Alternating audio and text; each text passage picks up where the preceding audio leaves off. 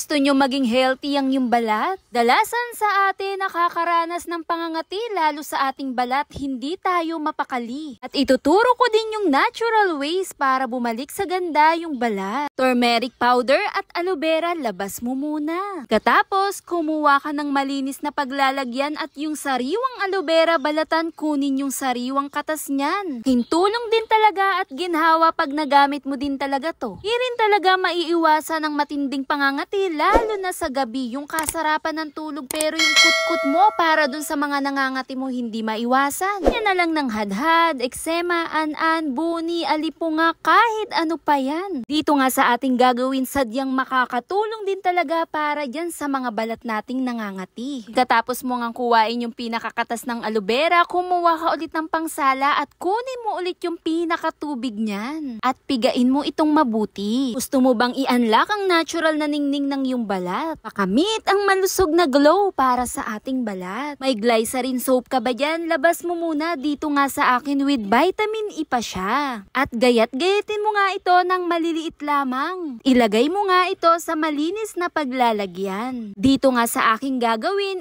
i-steam ko lamang siya para matunaw din yung pinakasabon natin. Ito nga sa ating gagawin, makakatulong din to lalo na sa may mga pimples, acne at lalo na yung nag-dark spot na siya. Dahil kadalasan diyan nagsisimula yung nagkakaroon ng peklat din. Pero huwag kang mag-alala dahil dito nga sa ating gagawin sadyang makakatulong dahil sa dala ng turmeric. Ilang turmeric, marami talagang benefits para sa ating balat. Labanan na rin ang hyperpigmentation at pawiin ang matigas na dark spot. Kadalasan sa atin kilala ang turmeric dahil sa mga iniinom din natin o sangkap sa pagluluto. Ito nga sa turmeric, napakadami din talagang benefits na dala nito. Meron din siyang anti-inflammatory, meron din siyang antimicrobial, antioxidant properties. Ginagawa itong isang kaakit-akit na opsyon at lunas para sa iba't ibang kondisyon ng balat. Bilang nga dito ang eksema at yung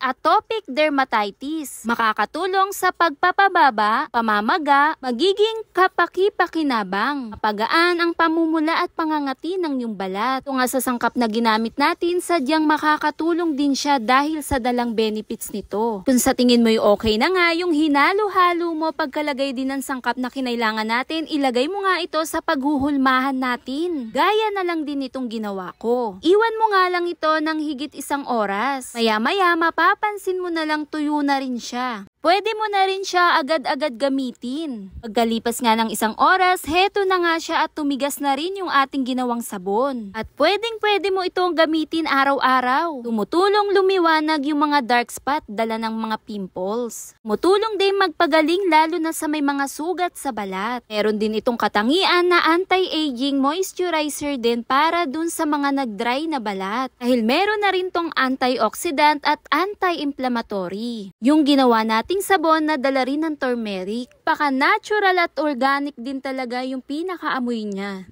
Pwede mo ito gamitin sa mukha mo kung meron ka din talagang pimples. Pinipigilan niya ang paglaki ng bakterya o fungi sa iyong balat, lalong-lalo na sa may mga eksema. Sa katangian din itong antimicrobial. Maiiwasan mo na rin ang pagkamot, pagkutkot at pagkuskos. Yun lang. Follow for more. Bye!